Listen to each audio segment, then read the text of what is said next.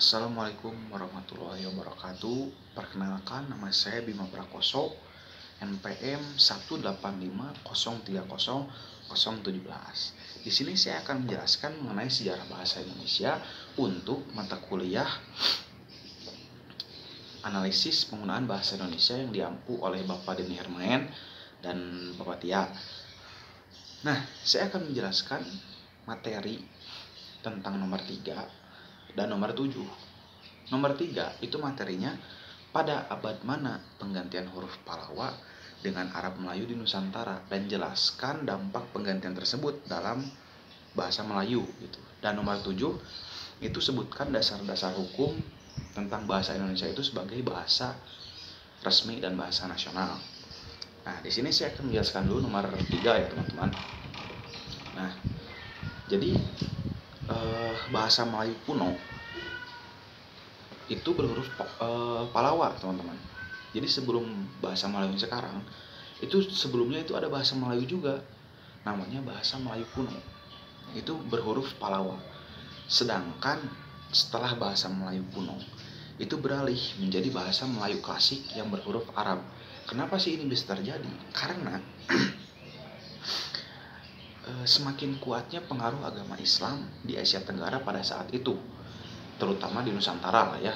Itu digunakan oleh Kesultanan Aceh, Kesultanan Melaka, dan beberapa tokoh politik pada abad ke-14 hingga abad ke-18 itu menggunakan bahasa Melayu klasik yang berhuruf Arab.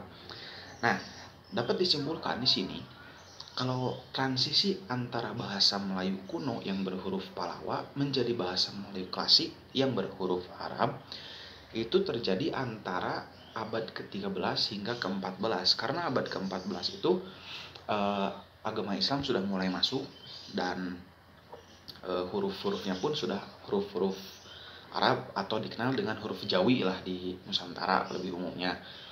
Itu kenapa bisa terjadi dan apa sih buktinya? Buktinya itu seperti ada naskah hikayat, peraturan perundangan, dan surat-surat antara penguasa Nusantara zaman dulu itu menggunakan bahasa Melayu klasik yang berhuruf Arab.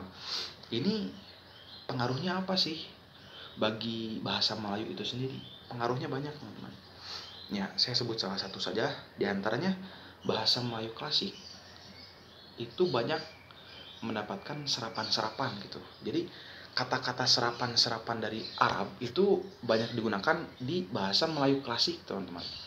Seperti ya, dan lain, maaf, bukan hanya bahasa-bahasa Arab dan kosa-kosa kata Arab, tapi juga frasa yang bernuansa Arab itu digunakan oleh bahasa Melayu klasik yang berhuruf Arab itu.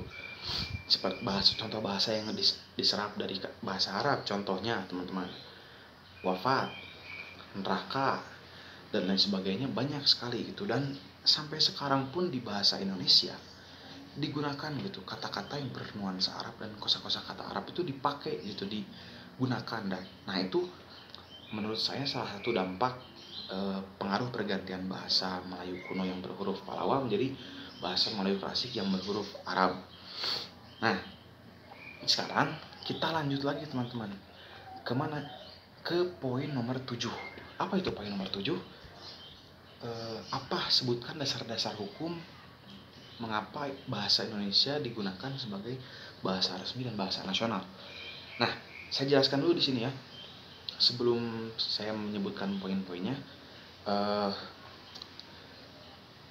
bahkan di Sumpah Pemuda pun itu disebutkan kalau kami putra dan putri Indonesia menjunjung bahasa persatuan, bahasa Indonesia. Di situ sudah disebutkan kalau bahasa persatuan, bahasa resmi, bahasa nasional Indonesia adalah bahasa Indonesia, teman-teman. Nah, ini didukung pula oleh